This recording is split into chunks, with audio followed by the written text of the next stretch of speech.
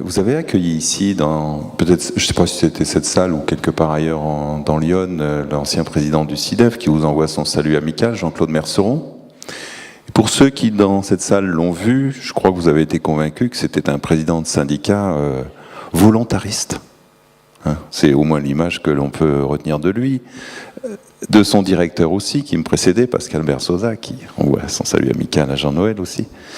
Et ce volontarisme, en fait, il est à l'image de la Vendée, finalement. Moi, je suis pas natif de Vendée, je suis natif de Tours. Hein. Je ne sais pas si Monsieur Dupont le savait, j'ai ma famille aussi à Tours.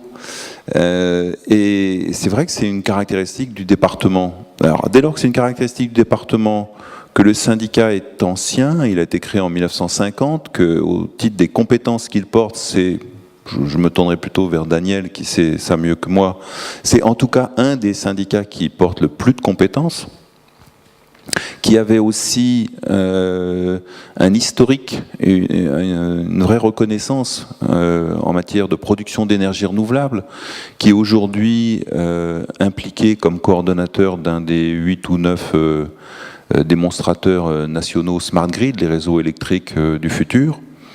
On peut imaginer, quand on réunit tous ces ensembles, que la démarche soit peut-être effectivement de type volontariste. Mais quand je dis cela, je n'en fais pas du tout l'alpha et l'oméga de la manière dont les choses doivent être conduites. Bien évidemment que chacun doit faire selon les caractéristiques de son territoire, son histoire, son environnement.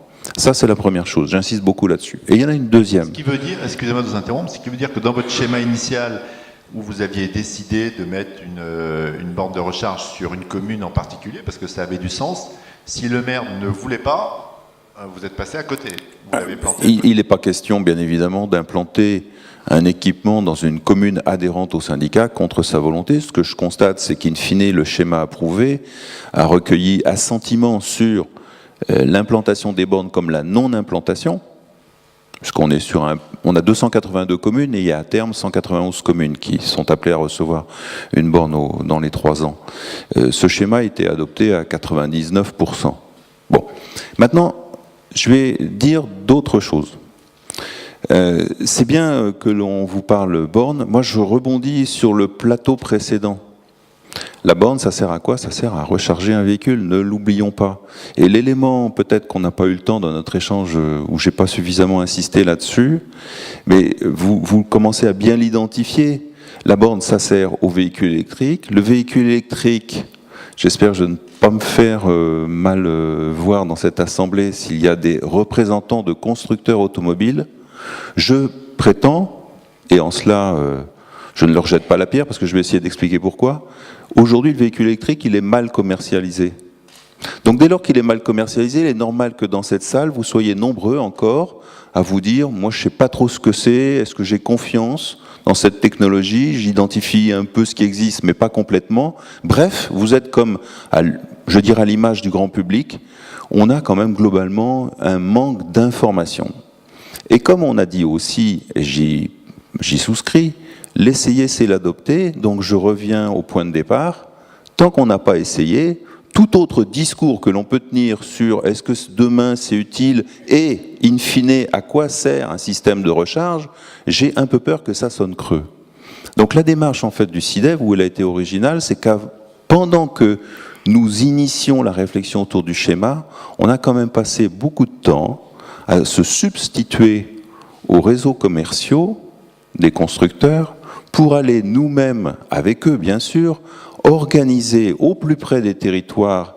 Il y a en Vendée 29 comités territoriaux de l'énergie qui rassemblent à l'équivalent des intercommunalités aujourd'hui, de fait, les 282 communes, pour aller faire découvrir sous forme d'essai, c'est bête ce que je veux dire, hein, c'est vraiment simple, faire découvrir sous forme d'essai au plus grand nombre d'élus municipaux et intercommunaux le véhicule électrique. Si vous n'avez pas encore conduit un véhicule électrique, ça va être assez compliqué demain de vous convaincre de l'intérêt même du système de recharge. Alors, donc ça, c'est un point, je voudrais vraiment insister beaucoup là-dessus, et c'est pour ça que je dis, je suis désolé, je suis arrivé à 2h30, je n'ai pas prévu, je voulais arriver un petit peu plus tôt, mais les démarches qui sont là devant, là, avant l'ouverture des assises, le tour de Bourgogne. Je n'étais pas au courant, mais c'est en furetant sur Internet que j'ai appris ça il y a 2 jours. Comme les autres tours, je suis désolé de le dire au vice-président de BME, c'est pas une démarche unique en France. Je vais même plutôt pas me vanter au titre de ce qu'a fait la Vendée cette année, mais vous avez un tour régional, celui du Poitou-Charentes, dont c'est la 3e édition. Il démarre la semaine prochaine. C'est tout cet environnement. Pour illustrer votre propos, on a récupéré des images et je vous propose de les voir, parce qu'on va vous montrer concrètement ce que vous faites sur votre territoire. Donc effectivement, vous faites le job, vous allez au-devant des gens, que ce soit la poste, les artisans, etc. C'est la première fois qu'on voit un responsable de chambre des métiers qui dit bah, ça peut être aussi un véhicule utilitaire pratique pour mon activité. La poste, on les voit tous les jours, partout, ça donne envie. Et puis vous créez de l'animation sur votre territoire pour créer une certaine appétence auprès du grand public. C'est ça la stratégie. Oui, alors j'ai un deuxième remerciement adressé à la Bourgogne. Comme quoi, finalement, je me rends compte que Bourgogne-Vendée, il va falloir, Jean-Noël, songer à faire une convention de jumelage.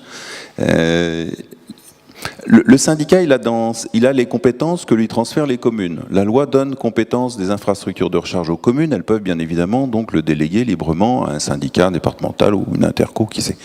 C'est très bien d'ailleurs que ce soit auprès des syndicats d'énergie. Isabelle Rivière a noté qu'effectivement, dès lors que ces structures s'étaient engagées, on sent vraiment en 1 an et demi de temps que la donne a changé.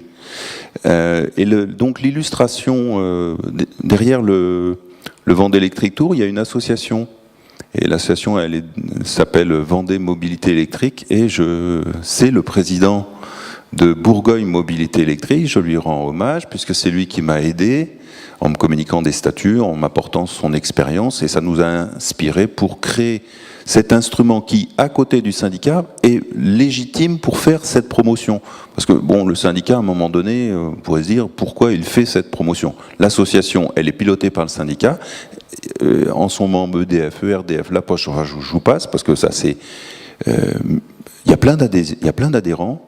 Et des fois, je me dis, quand est-ce que je vais dire à mon président qu'il va falloir qu'il me sorte de mon boulot? Parce que moi, je suis noyé de demandes, d'initiatives. La semaine prochaine, encore dans 15 jours, avec des cercles de chefs d'entreprise, avec encore des élus ou des professionnels dans différents secteurs qui veulent qu'on leur parle mobilité électrique, expliquez-nous. Nous devenons de fait un peu le point référent. Donc, pour synthétiser mon propos, ce que je veux dire, c'est qu'il n'y a pas, j'ai pas, moi, une démarche type à donner. Chaque territoire sait très bien comment les choses doivent être faites dans la relation entre le syndicat et ses communes, et je respecte tout à fait les démarches des autres. J'insiste surtout sur, nous sommes dans un pays où encore il faut mener des actions de promotion et d'information, et ne comptez pas aujourd'hui seulement sur les réseaux commerciaux, et je ne les blâme pas, c'est tout simple.